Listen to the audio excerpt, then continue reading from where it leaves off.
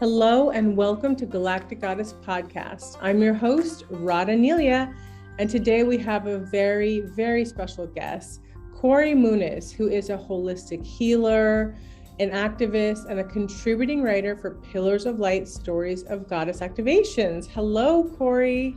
Hello, Radhaa. So good to hear your voice. Oh, it's so great to hear yours as well. Today we're going to talk about becoming your own leader, and also how this relates to Goddess Activations, as well as her chapter, Kory's chapter, and embodying being a pillar of light. So can't wait.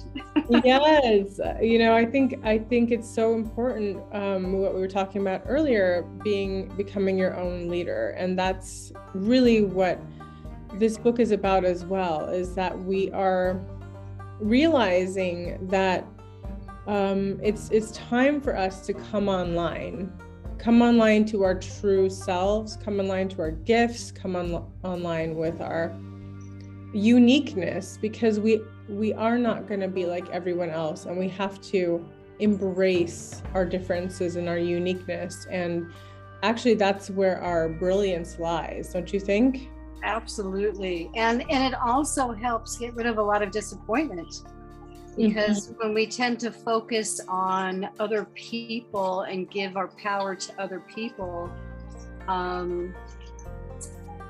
then we diminish ourselves. And when they do something that is not in alignment with us, we tend to crash and burn. Yeah. So who do you turn when you're used to turning to somebody else when something goes wrong, and you don't understand that the person that all the answers are within each and every one of us independently as individual souls and human beings on this planet. And no one else can know our full life experience. So how can they possibly navigate for us? They can help us, and they can show a light, and we can learn from their experiences, of course.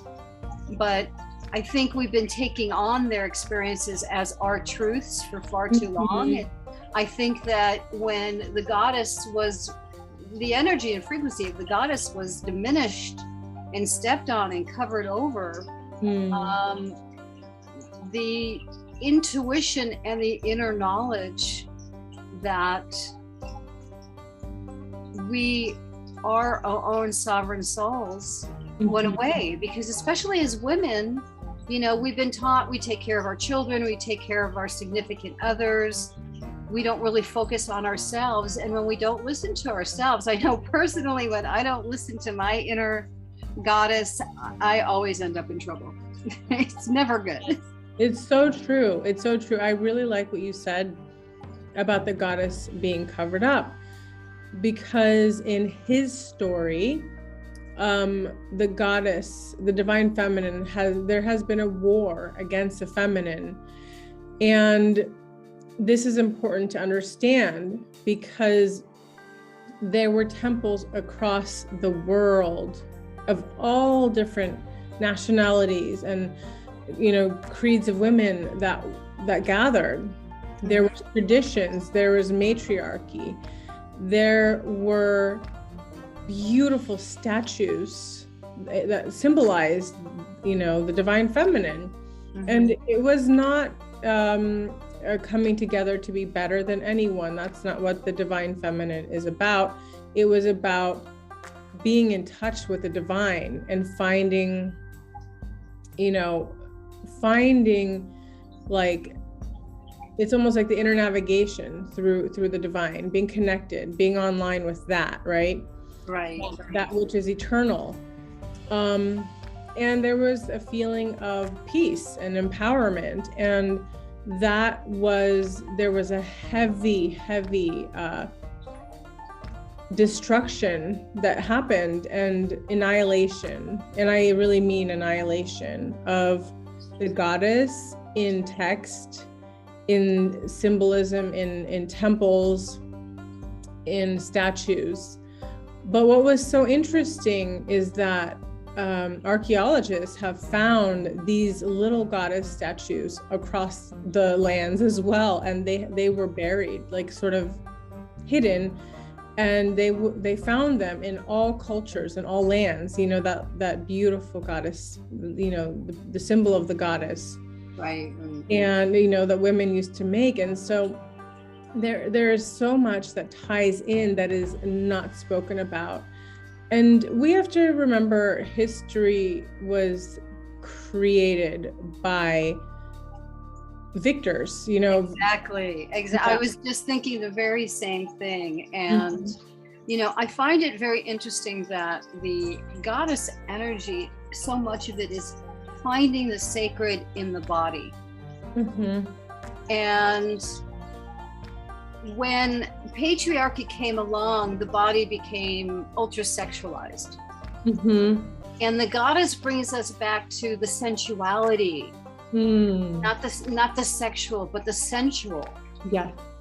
And it's so needed. I see it in the men that I have in my life, wanting that sensual, just that warm touch. And I have people coming up to me all the time and going through the process of becoming a pillar of light and really trying to just shed unconditional love on everybody I meet. It's the response that I get is so beautiful and so warm. And when you nurture someone, especially someone that has not had that and is in pain, it's shocking to me how people, their eyes will tear up. You just give them a hug for 10 seconds and they just melt into your arms. And it's not having to do with the sexual. And that's so beautiful. And taking the goddess energy away from this planet the way it has been and pushed it aside has taken that beauty, that feeling of the wind on your skin, you know, the smell of the ocean, the organicness of the goddess saying, I love you. I'm giving you this beauty because I love you and because it represents you, who you are to me. Yes, all of it's so true. Like the softness, you see how the feminine has been distorted in this society, you know, where we've sort of been undervalued. Like any time in the past where that natural flow was there, it was sort of, you know, taken advantage of. It's not honored, not seen for what it was, which was truth and honesty and not anything else, you know. And then I think over time women felt hurt and betrayed and bitter because their love and their naturalness was not received, not accepted. Every magazine tells you to look like this. There's only Kim Kardashian, and that's the only, you know, that's the only goddess reigning on earth. But that's sort of what I call false goddess, because the goddess is, it's an essence. It's not an image. That's where we've gone wrong. They try to, it's not about just looking like a goddess. It's about embodying the heart, the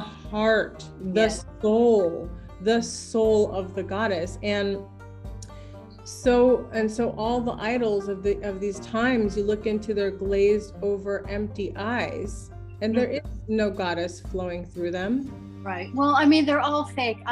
You know, as you know, I was a Playboy bunny for 4 years in Los Angeles. And I learned a lot from working there. The lesson was I could have gone 10 years in college and not learned about society and men the way I did working there.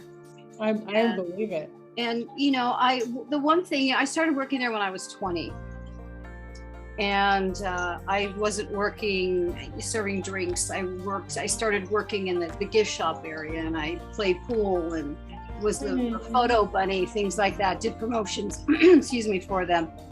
And the one thing that I realized, which helped me out a lot, because I was extremely shy. I know that sounds kind of like, why would you be a bunny if you were shy? But it was actually a job that I fell into.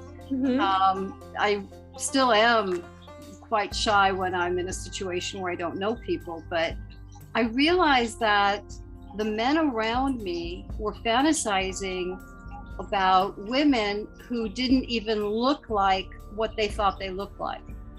I met quite a few of the centerfolds, and you wouldn't even recognize them in real life because they're so photoshopped.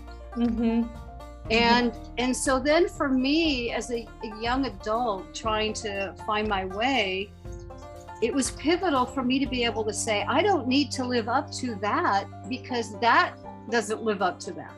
Yeah, it's so true. You know what I'm saying? It's like, come on, guys. Even if you dated that woman, she doesn't look like that. Yeah, she doesn't have a hairstylist, makeup artist, and the perfect lighting and all the Photoshop 24/7. Yeah, it's true, and there's been a lot of pressure on the feminine. Like, it's like where our values have been distorted. You know, I know, because I went through the whole thing of having implants that almost killed me, and that basically, you know, I had to undo all that programming, you know. And so what I think the women have been sold a lot of these kind of lies and illusions, and that if you look like this, you're gonna get the love that your heart desires. 1-800 wrong. In fact, it kind of does the opposite, right? And that's the irony of it. But again, it's nothing to do with the looks. Like, you know, the goddess is so beyond that. She's eternal. In some cases, she doesn't have to have a form even, you know. The goddess, her love, her energy, she can transform and be different archetypes, right? But she herself, the goddess essence and energy, doesn't actually need a form, because she is all whole and complete already.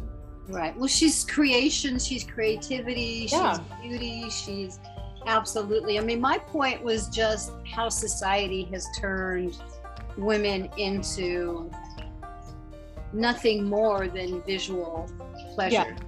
You know, that's why I brought that up, because and I agree with you. I think it's a very important point to make, because it's confusing, especially for adolescents, and especially for young women, and even in all ages. You know, it's the messages that keep pulsing and pulsing and pulsing and they never stop pulsing out. They're very distracting and very disturbing. And so we want to come back to the core, to the root, to that truth and essence, because that's where our healing is. That's where we can reclaim ourselves and who we are, you know, rather than being at the mercy of what society wants. And then that's how we find, only when we find the pieces, the missing pieces to the puzzle, to create a wholeness and a balance within ourselves. And we find our true talents and gifts that were put on this planet at the specific time to share with the rest of, I don't even want to say humanity, because it's so much more than that, with the plants and the animals and just everything that is a sentient being on this planet wants to thrive. Thrives off of love. I mean, you pay attention to your plants and they're going to thrive. You ignore them, they're going to die. I taught nutrition for LAUSD for almost 5 years. And when I did, I utilized one of Dr. Emoto, who is a Japanese scientist researcher who is no longer with us on this plane. But he did a research project where he took 3 separate jars of rice, all cooked same exact amount, same exact way, same size jars, all put next to each other. One he spoke very sweetly to, oh, I love you, you're beautiful. The next one, he was like, oh, you're terrible, you're disgusting, I hate you. And then the third one, he totally ignored. So I actually did this experiment with my kids. And I was able to duplicate his exact results. And we did it over a 30-day period. And the one that was ignored was the worst. It had black mold everywhere. You couldn't tell what was originally in the jar. It was just gross. The one who you spoke nasty to, you know, that one had black mold, brown mold, a little bit of white mold. You could see 1 or 2 rice flecks, but it was a mess. It just wasn't as black as the first one. The third one was all white mold, and you could still see the rice. And that was a really, really good way to teach my kids that how you treat yourself, how you respond to yourself, how you respond to others actually changes them on a cellular level. And when we speak kindly to one another, we create beautiful things. And we create a connection that is conducive to life. Whereas the other 2 ways, the ignoring and the downgrading and the criticism, whether we do it to ourselves or others, creates terrible blackness. It's so true. It's so true. Yeah, and we live in a culture now that seems to have almost a sport of doing that to people online, like how a very cowardly way of doing, you know. But it's become socially acceptable to cancel people for having an opinion that's different than yours, and you know, all of these, it's very toxic. We live in a very toxic time, and people are having a hard time, and they lose their way as we go down this cancel culture and all the society that we're breeding this black mold, you know. And we have to say no more. Like, I am stepping out. Like, I grew up with that, like that kind of like hateful conversation, not by my mom, but other caretakers, and that really affected me, and affects you so deeply. And that's something I've had to work through. And I am grateful to the fact that that, you know, our deepest pain and our deepest wounds, if we keep going, and I was a seeker, it leads us to where we need to go. And that sort of led me to my own healing journey, to the goddess activations, and to the goddess who picked me up time after time. You know, I mean, time after time. And she was always there in the darkest hour, in my lowest of lows. And I started to realize I could actually really count on the goddess, you know. Well, my first experience with goddess was my first dog. You know, and I really do believe that, you know, dog is God spelled backwards for a reason, you know. Because it's that unconditional love that, you know, her name was Love, by the way. And she was always there for me. My mother was very, very sick. I lost her to breast cancer when I was 16, which I touched on briefly in the book. Yes. I really walked away from believing that there was a God, because how do you allow someone to go through such pain and agony and distress and leave her children behind, you know, for what? You know, so there was always my little God dog, just saying, it's okay, I love you unconditionally. I don't care if you're going to be mean to me today, you know, and yell at me because you're not in a good place. I'm still going to love you. And without her, and with that, and I think a lot of us are that way with our animals. Oh, you know, yeah. With so many people that I work with, in my practice, when they feel unconditional love, which is, I'm a Reiki master, so that's basically what I impart. They've never felt it before. Everything's always been, I will be loved if I do A, B, C, D, E correctly. You know, even with our parents, if you're a good girl, you know, I mean, that's where Santa Claus came about, right? Yeah, exactly. The bribery to be a good person, instead of just telling us why we are good people and continue doing it. Exactly. You know?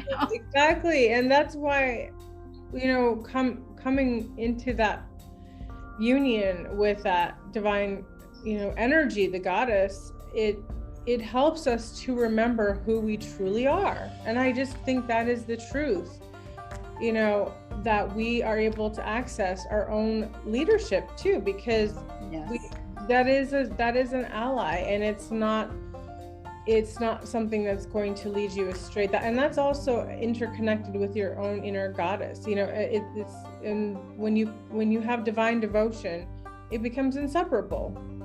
You know, and so that's where we are going. We are the leaders we've been waiting for. Yes. We are the ones we've been waiting for, the outcasts, the misfits, the rebels, the starseeds, you know, people that feel like they've been thrown away. You have to pull yourself out of that and know that there's so much more waiting for you. You just have to tap into it, and it is available. And when we remember who we are, we can be of great service. Oh, yeah.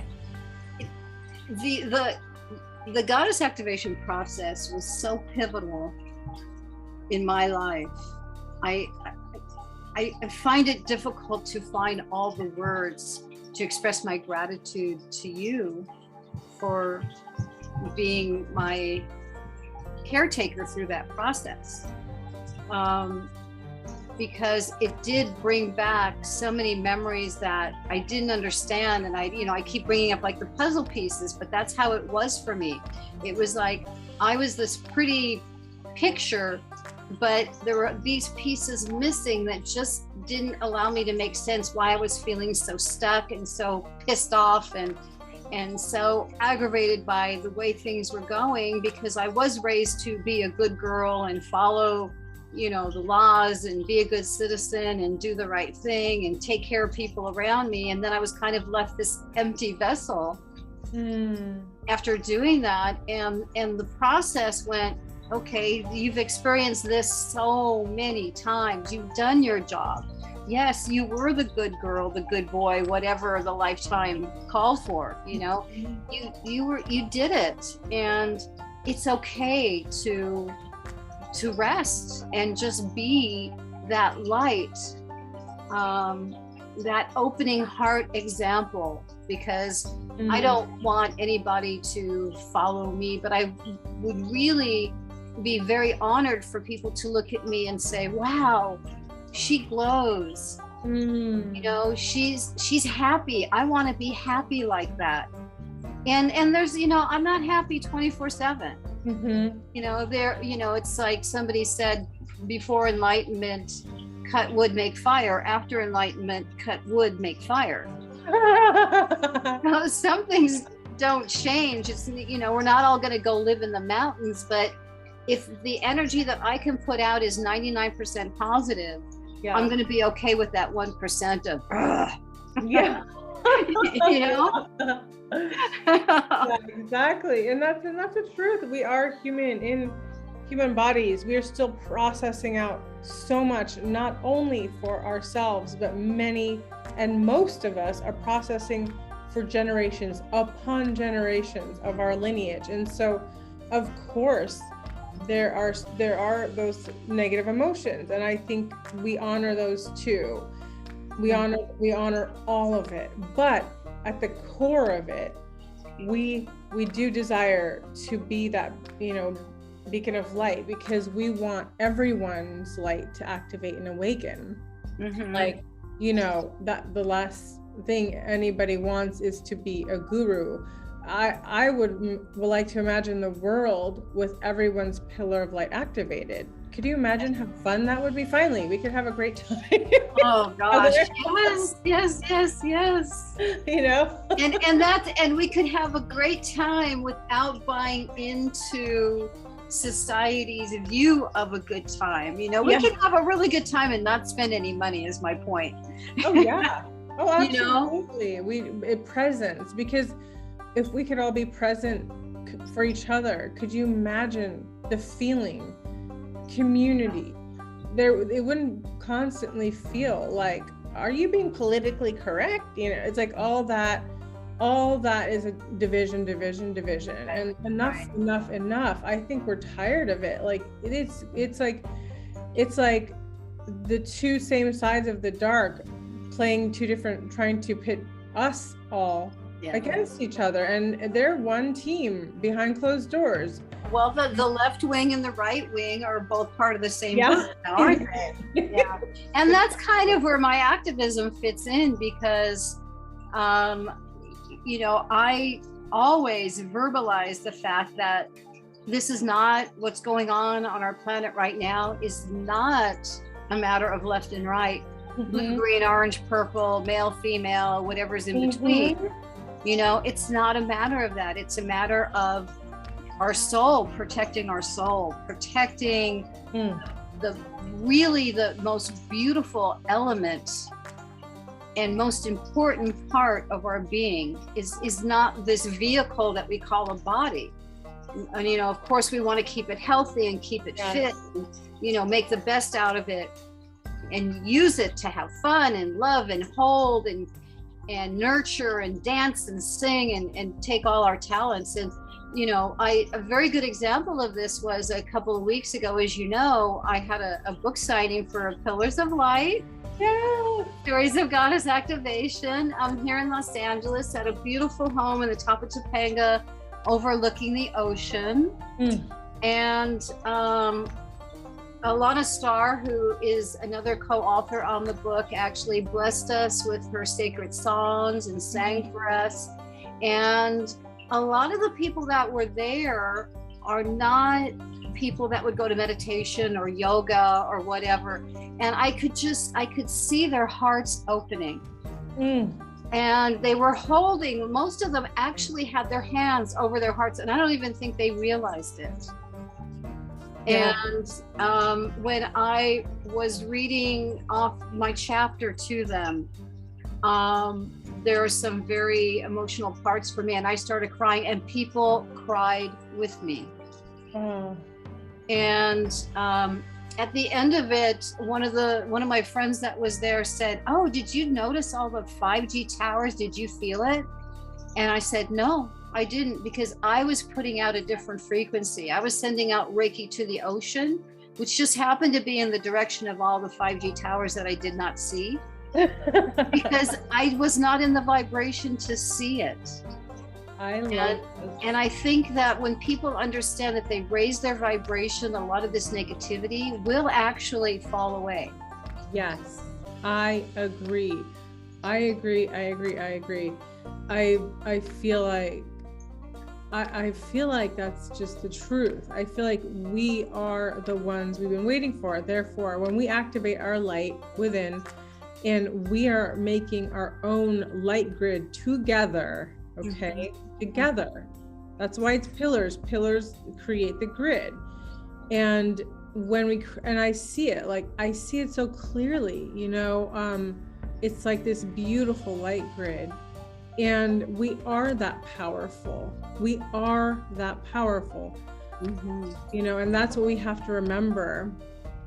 And the naysayers, it's not in their field of understanding just yet, but it will be, because if everybody keeps lighting up and it keeps shifting, they will see, you know. And again, it's not about proving anything, because that's so beside the point. The point is, we really want a better world.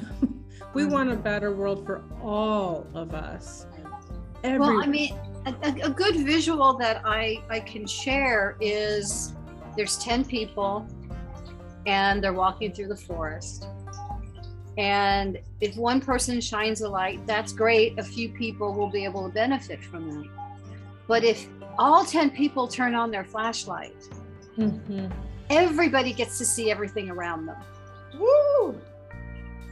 Right? That's it. That's it. I love that analogy. Exactly. When we light up, we help to illuminate, and every one of us matters. Everyone matters. And we're all a soul family team.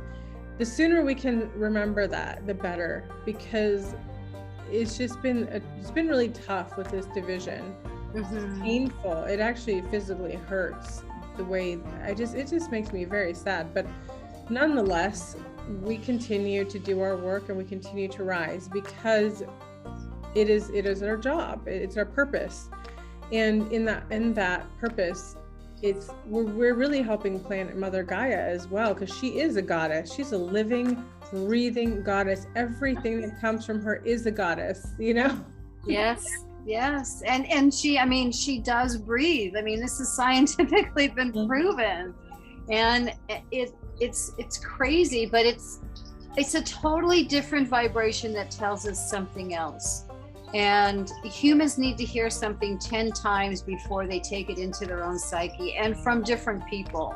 Mm-hmm. So, I never give up in the way where, there might be somebody who's a little resistant to like getting a hug, right? I don't want to infringe on their space, but I'll kind of look at them and go, are you in the hugging mood today? Because I know if I can get them one hug out of like the 10 times, they're going to start to realize that when you make a physical heart-to-heart connection, I do like to hug in the way where it's my heart to their heart, mm-hmm. because that does actually spark vibrational frequencies that are healing and boost our immune system, especially if it's like 7, 8, 9, 10 seconds. So, all of these things that we do just as human beings naturally, they all have a reason.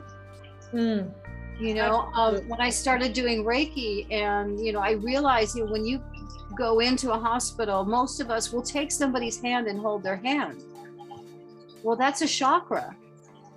So we're doing chakra to chakra, and we are transmuting energy and sharing energy and transferring energy that's very healing in that moment. That's so true. That's so true. It's really, we don't know how powerful we are, but there is such a power in just the intention of like the intention, like I want you to get better, and hand to hand, and those chakras, and you're holding it and you're making that prayer of intention. Our intentions are powerful, and that's why we can't be doing what we've been doing to each other, which is and I mean like the collective, like the canceling. Like, we need to have conversations, not cancel. This is the most ridiculous thing. How are we going to get through tough things by going deeper, by having deeper compassion and conversations, not by shutting people out. I used to love debate. There used to be debate classes and debate clubs in school where they would just give you a subject. Okay, you're anti this. Okay. And then you do a little research, and then you come out and talk about why you're, anti that. And nobody hit each other over the head about it, Mm-hmm. And I think it's again, when I talk about, and I know when you talk about the goddess energy, it's not about it being better or worse. It's about bringing balance back. Mm-hmm. Yep. And acknowledging there are powers that men have and powers that women have, and we share some, and then there are some that we don't have. I mean, the reason why the goddess was taken over, because there was a physical power of men over women. And that is what allowed them to silence and kill off large populations of women during different times, where it was easier to label us bad than try to understand why we bled and still lived. I mean, that's pretty intimidating, I can imagine. But, we have to understand that as we talk to each other, thoughts become things. I mean, this is something that a gentleman named Mike Dooley really taught me. And, that's attached to like The Secret, and Bob Proctor, who was, wonderful, who just passed away. Who talks about, be careful what you say to yourself and others, because that is planting a seed. And the more you water that seed, the more that seed grows. I remember many years ago, a woman named Jennifer McLean, you can still find her online. She gets together with intentions and affirmations that are worldwide. And they've been able to prove that when people pray, you can say pray or meditate over peace collectively. They did that with Chicago, and the violence pretty much stopped during that. So we need to treat each other with love and kindness, and we need to accept what our own experiences are, because I know I came into this world very empathetic, and being able to hear people's thoughts and being able to know things were going to happen before they happened, and be told by my brother, my big brother, who was 13 years older than me, that I looked up to very much, that I was crazy, and if I didn't shut up, my parents were going to put me in a rubber suit in a rubber room. So I put myself in the closet, and I negated all of these beautiful things that Spirit was telling me. And I didn't develop them, and I started to believe that there was something wrong with me. And when you feel that there's something wrong with you, you don't engage in society in a positive way. And that's the truth. And as I grew older, the experience that I had with my son, I was 35. I was able to kind of go back into accepting some of these things, because it was so blatant with my child, who didn't have anybody telling him, think this way, don't think that way, you know, that we just have to know that we have an innate emotional intelligence. And if we think we are experiencing something, we probably are. You know, those kids that played with their invisible friends, I don't think they're non-existent anymore. You know, when I see someone walking down the street talking to themselves, I don't automatically go to that person's crazy. I go to, I wonder who that person's talking to. You know, and it helps, because I see them as not being damaged. You know, and maybe if they saw themselves as not being damaged, maybe they would start healing as well. Well, that's like the programming, is that somebody programmed empaths and psychics and, you know, intuitives to feel there's something wrong with them, because they couldn't stand it. It scared them. And that's part of the programming. But then it's true what you said, like then you, if you're always told you're a horrible, rotten person, you know, what do you think is going to happen when somebody gets older? They're going to act like that until they can find their way back to who they truly are. And it's not really their fault if that's the programming. So, you know, we are unraveling this tight grip of darkness that's really been around, you know, all of these sensitive beings on earth. I really can't think of one, you know, empath, healer, starseed, psychic that hasn't had a very, very, very challenging childhood where all the odds were against them, and they were told that they're nothing, and they're told that they're crazy, and they're told, you know, they're tormented by the adults or whatever. And that comes out in the book, in the different chapters. You know, it's expressed so beautifully in so many different ways, but you know, the same thing, just the beating up of, it's almost like the Cinderella story. You know, it's like the one person that really wants to love and wants to bring beauty to the world and wants to shine and wants to just love everybody. I just want to love everybody. I want everybody to be happy. I want to, you know, I've been to places where people are in a room and everybody is sharing their gifts, this is the talent that I have. I'm going to sing for you. I'm going to play the drums. Yeah. I know this healing. I experienced at the Conscious Life Expo a few years back. And it was just, it's like, why can't every day be like this? I agree. Nothing makes me happier than bringing together people and seeing everyone share their gifts, because it activates all of us. It helps all of us.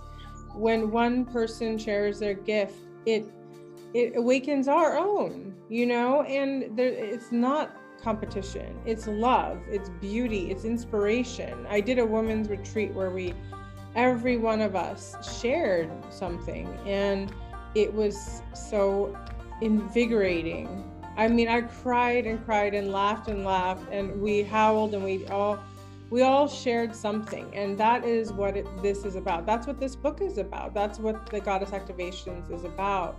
Yeah. Every woman has her medicine. Every woman has her gift.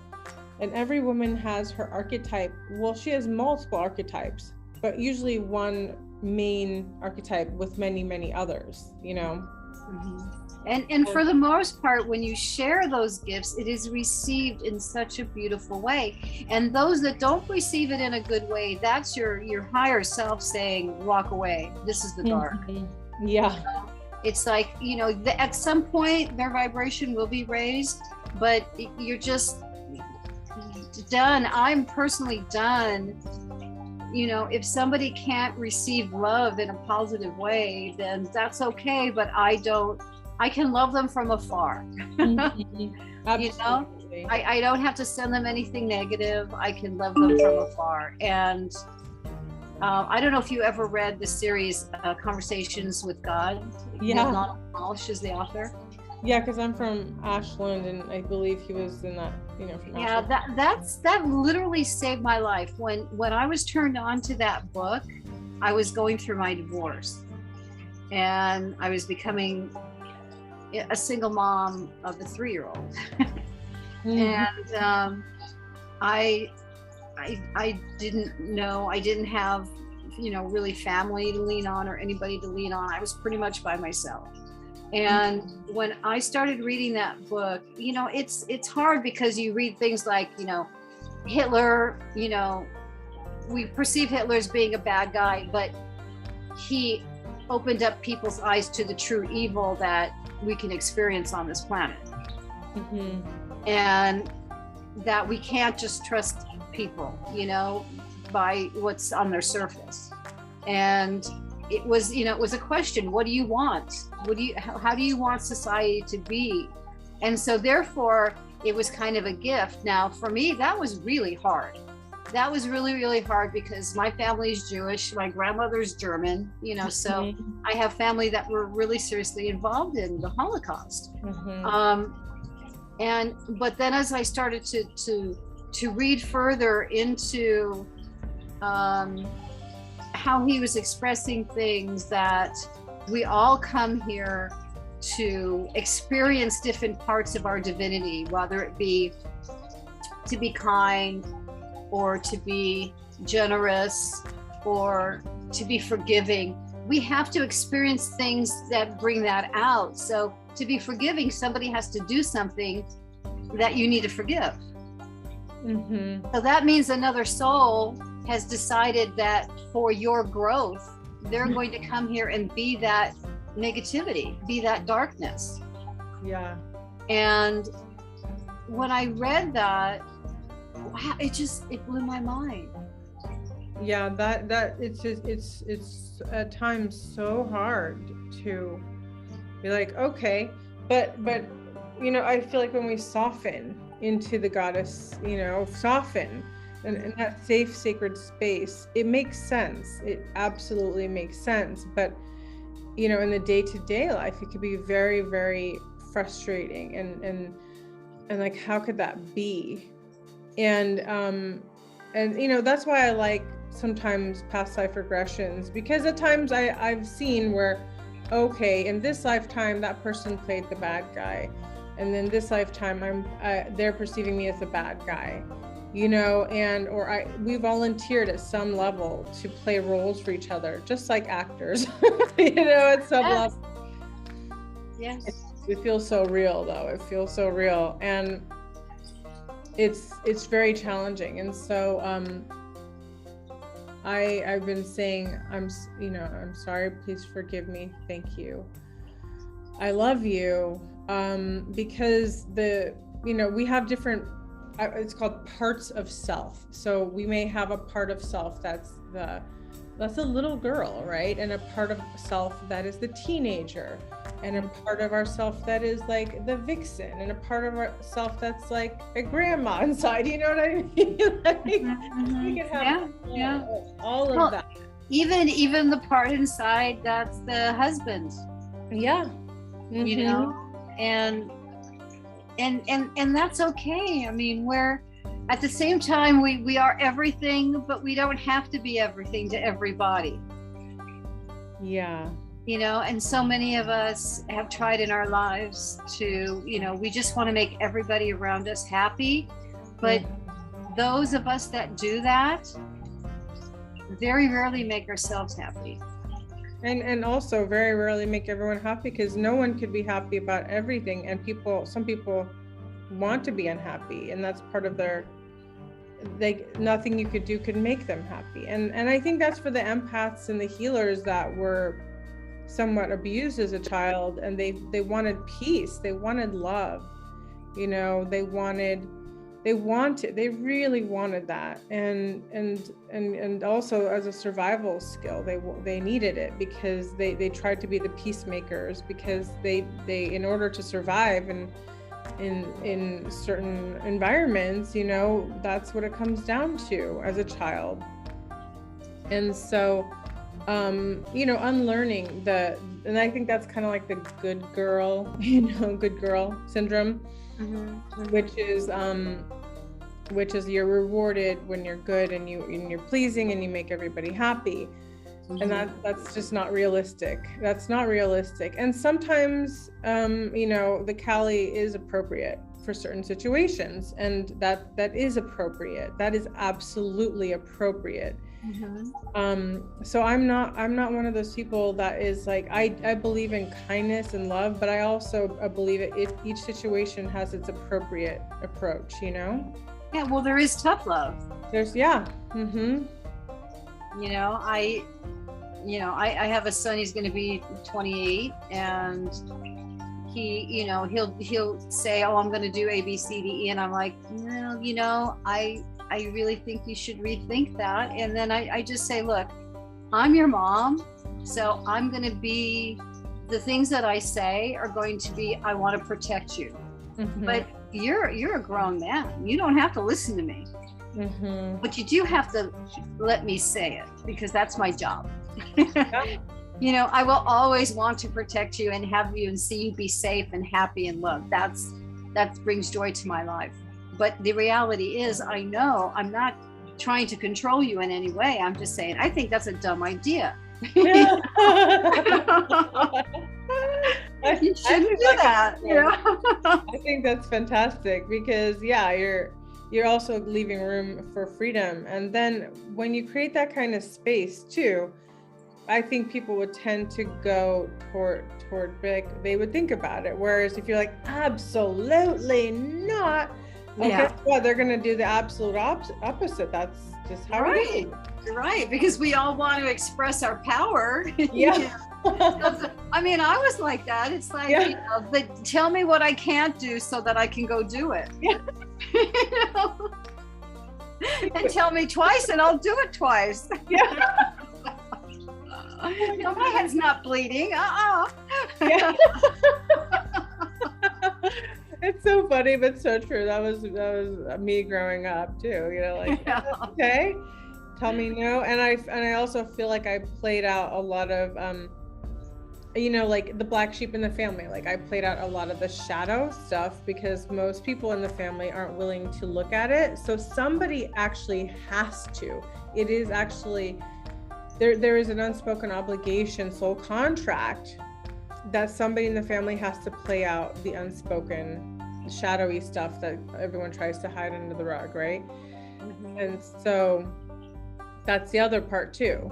And so the more that we can embody our own shadows, the more that we don't have to leave that for our children to do for us, because they will do it, because that's what love, you know, soul love on a higher level is sometimes, is it has to be seen, and the shadows can never hide, ever. They have to come to the surface. And so I really like the goddess, because she is in so many forms, and I love the shadow aspects of the goddess, like Lilith and Kali, and you know, the aspects that have been demonized, because when you embody and like, you know, accept those parts that are forbidden or are angry, that rageful woman that's within, like, sometimes that's really appropriate. You know what I mean? Oh, of course. You can't poke the bear and expect the bear not just to sit there. Come on. Exactly. Like, we're not going to sit here and be nice while you're being abusive. That's not going to happen.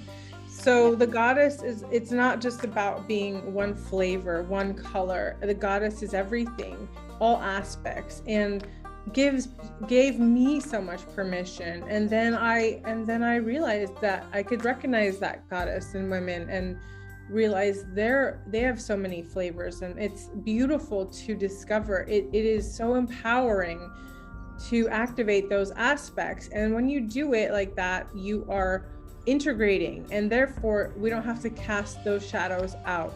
We can own what we own. We can be what we are. And there's no apology for it as long as we're not really hurting people. We can be who we are. In other words, and that's very important. It's very important, because we are not clones. We are divine, unique, individual sparks of light, you know. Right. We don't want to be clones. And there is the, you know, the reaching for the balance within that, because if you're angry all the time, nobody respects that. Nobody wants to be around that. You know, but if you're more balanced throughout most of your life, and then you become angry, people listen, because it's a shock to them. Oh my gosh, why is Kory raising her voice? She never raises her voice. Yep. But if you're always raising your voice, no one's going to pay attention, and you can be crying out for help, and no one's going to be listening. It's like the kid that cried wolf, right? Exactly. Yeah, it's not sustainable. It's not sustainable. We want to be balanced. And I think that's the whole point, is that we want to embody and own all parts, so that we can balance them. Because if we can really see them all and know them all, and be like, okay, that's not appropriate. Like, let's, you know, love is always a first go-to, you know, love and kindness. And right. You know, coming from an artist perspective, wouldn't you agree that it's kind of like having a box of paints? You have all those paints there, you don't use them all the time together. You know, and you need the black paint sometimes, and you need the loud red paint sometimes. And then you also need the space in between, which is the white space, which is really important to artists. That's beautiful analogy. Exactly. So we have all of that, and each goddess represents a color and that energy and essence, and it's so beautiful, and it's fun. It's really fun. I mean, it's not like, you know, going through goddess activations, I don't think it's like, maybe you don't think it's fun when you're going through it, because it's pretty, you know, you're going intense, intense, deeper aspects. let's not spare words. Yeah. They're pretty hardcore. They're intense. They go deep. I mean, really, really deep. But there is also something exciting about being an explorer and exploring those parts of yourself, because in that, you know, you come out knowing more of who you are and all the colors you have available. And at least that's how I see it, you know. For me, it's fun, because I love going deep, you know. Mm-hmm. And it's like, you can't do that day to day, right? You can't just do that in a conversation usually. Yeah. So there's something, and there's something beautiful about being a divine witness to someone's incredible soul. Well, it's kind of like being at a birth. It is totally being at a birth, the rebirthing of that person's higher self, acknowledgement of who and what, you know, it's and the clearing of any guilt, or, you know, if we've done something in a past life, we have to acknowledge we cannot go back and change that experience. We can only learn from it and make the decision to not go forward in the same way. Yeah. And that's birthing, and that's beautiful. I have friends that are doulas, and you know, and the stories that they tell me about witnessing it, this, you know, these births is kind of what I'm hearing and feeling from you, saying how you feel taking people through your process.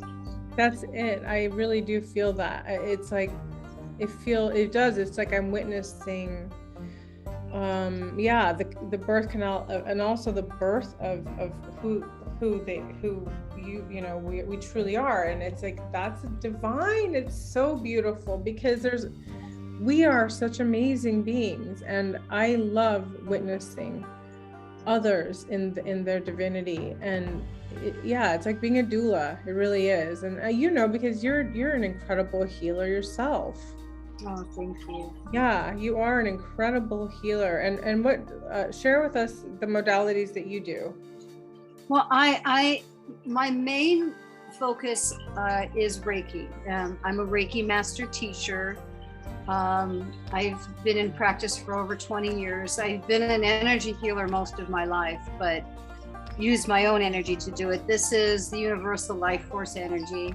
So it comes from the divine through me. It's not involved in any religion at all. But I also do color therapy. I use crystal healing. I use clinical aromatherapy. I'm a trained nutritional coach. Like I said, that's what I did working for LAUSD. And so all of it fits, you know, when I taught nutrition and when I teach private clients, I'm also a gourmet raw food chef. Wow. So I bring health into every aspect of what I impart on people, depending on how open they are, and if they're willing to actually make changes. Because if you keep doing the same thing over and over again, you get the same results. You know, people get diagnosed with cancer, and then they keep doing exactly, you know, they go in and they get cut up and they get radiated, which depletes your immune system, but that's neither here nor there. But then they go back to doing the same habits that got them in that position in the first place. The stinking thinking, the eating the sad American diet, which is, you know, very minimal in nutrition. And, you know, you've got to be open to wanting to heal. So many people are seen through their illness, and therefore they keep themselves in that space, and they just fight so hard to be in that space, because if I'm not sick, I'm not loved.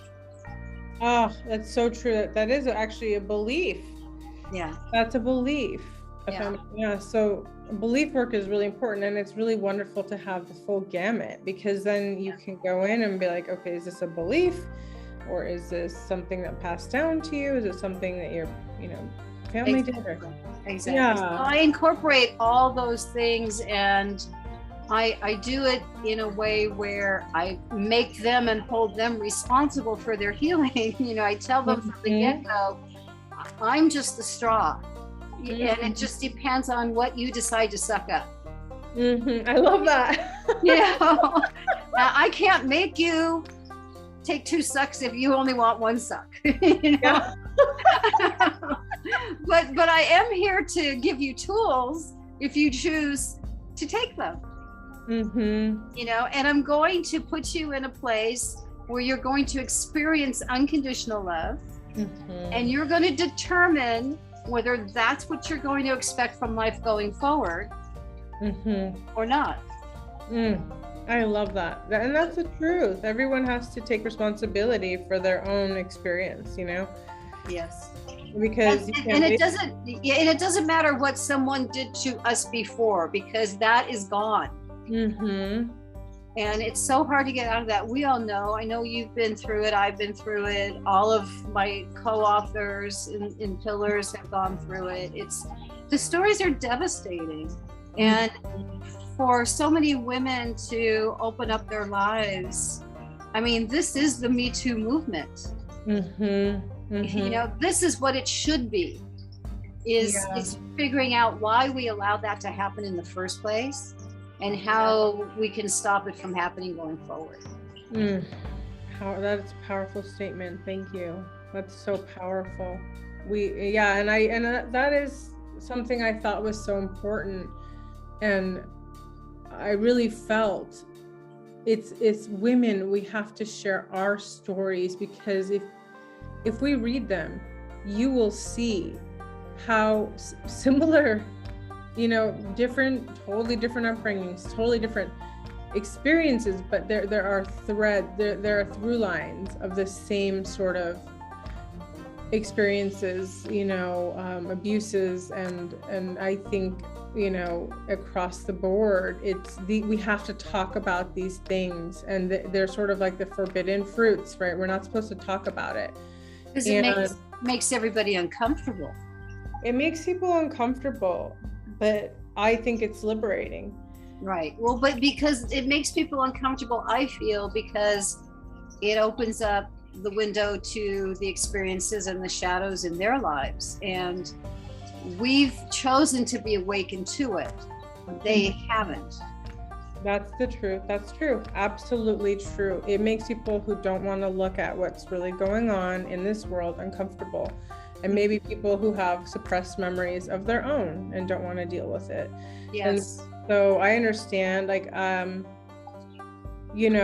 people, it actually activates people and some people even get enraged about it. But that's okay. That's, if that's what it takes for them to awaken, to start to do the clearing, well, okay, but for the most part, I feel for like 99.9% of the feedback has been like, thank you, because I needed to know I wasn't the only person that went through this or that or the other. Like, I needed to know that something isn't wrong with me. Like, this is something these themes are actively going on in this world. And why should we put our head in the sand? Who does that help? How can we be of service when we do that? Yes. I like to bring the shadows to the light, and it does make people uncomfortable. Yeah. But it also brings so much healing to people. Well, it's kind of funny because I just had my birthday at the beginning of the month. It's February 2nd, and that's Groundhog's Day. Birthday. So every year I tell my friends, they can call me and I'll tell them whether I see my shadow. So, I mean, that's been all my life. My dad used to come in and get me when I was little and literally pull me outside in the morning to see my shadow. And then on Facebook, if my prediction is different than Punxsutawney Pete, I say lies, lies, lies, lies, all given to you by the man. And it's, you have to see that shadow, and you have to laugh at that shadow. Mm-hmm. And if your shadow isn't there, that means there's no light around you. Mm-hmm. Thank you for saying that. Thank you for saying that. That's really an important point. I really appreciate that. That's, you're a very courageous woman, Kory. I admire you. I've always admired you. You have so much heart and so much soul and so much courage too. And you speak your truth, and I've always admired that about you. Like, you always think of the whole, so you're not gonna play small because you're thinking of the whole, and how can the truth be of service? And I just think that's it's so beautiful, and I encourage everyone to be like that, you know, like give it a try, like, you know, hang out with Kory, you'll understand. and you know, all those things and more I see in you and have found in you, and just the fact that you're giving this platform for, you know, people like me to share my voice, my experience. It's just such a beautiful thing. I mean, if, you know, people listening to this could, I mean, we all see you and know that you're gorgeous, but could actually feel that inner gorgeousness that comes from your heart, and it literally comes from your toes and up all the way, and the sharing and the giving and the love and the warmth. I just hope that everybody can experience that. And if anybody out there listening to this has even an inkling of going through the process with you, I just, you know, say yes, do it, because it's such a gift. And once you get that gift and you've experienced it, and you can integrate it, then you can go out into the world and put a smile on your face and share it with others just by being. You don't really have to do anything. You become a magnet. Mm-hmm. You know, and not only do you become a magnet to people that are open to being that light themselves, because the darkness will fall away. The darkness runs. The rats run when you shine the light on them. Ooh, powerful. And we have to stop being afraid of being that light, because, you know, when I work with people and I work with food, and I explain to them that if you put real nutrition into your body, your emotions level out. Yes, you'll get sad. Yes, you'll be ecstatic, but you won't have these bipolar ups and downs. They just don't exist anymore. And when we're like that, when we're more even keeled, the more people want to be around us, and the more accepting of us people are. You know, if you go off crazy screaming at everybody, no one's going to pay attention or want to be around you, because that's such lower energy. But, you know, this is just the gift that you're giving people in bringing this process to fruition in this world, especially at this time, Radhaa. I'm so blessed and so honored by you, my star sister. Oh, thank you, Kory. I feel the exact same way. I'm thinking, wow, I would love to learn more about holistic eating from you. That's something that's on my list. So we'll have to talk about that afterwards, because, you know, we're all here to share these gifts. And if anyone else is looking for nutritional health or holistic healing, I'm putting Kory's information down below, as well as her email, because you can order a book directly from her and she can sign it. And you know, it's just a beautiful thing, a beautiful energy exchange. And I think you're gonna love her chapter and be deeply inspired by it. So thank you so very much. Can I just say one administrative thing? My email is being worked on right now. I'm redoing it, so I really don't know how much is still up and how much isn't, because unfortunately it was on an old platform, and a lot of it just kind of disappeared. So please bear with me, because I'm in the process of getting it all back up, and it's going to be beautiful and a lot easier to go through. I actually am excited, because I'm feeling a huge rebirth energy in this extension of yourself as well. You know? Yes, it's much lighter. Yes, I'm so excited. Congratulations on that. So whatever contact information you want to leave, but just know that you can reach out to Kory, and you know, for any of her resources, whether that be, you know, in her cooking or holistic eating or healing, or grabbing a copy of the book, you know, it's all for the highest good, and I know that you'll get something out of it. So thank you so much, Kory. Thank you so much for listening. I hope you grab your copy of Pillars of Light, Stories of Goddess Activations, and that it deeply you know, inspires you to step into your full fruition and rebirth. So much love. Namaste. Namaste.